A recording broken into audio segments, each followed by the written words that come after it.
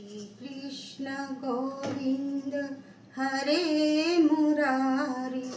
Mummy હા. હે નાથ નારાયણ વાસુદેવા.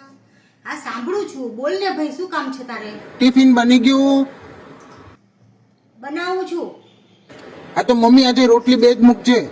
કા? બસ આજથી ડાયટિંગ શરૂ કરવું છે. લે, હવે મારા દીકરા, તું મારો કામણગારો કાનુડો જ છો. તારે કાંઈ ડાયટિંગ કરવાની જરૂર નથી. મમ્મી પ્લીઝ, તને કીધું ને, બે જ રોટલી મૂકજે.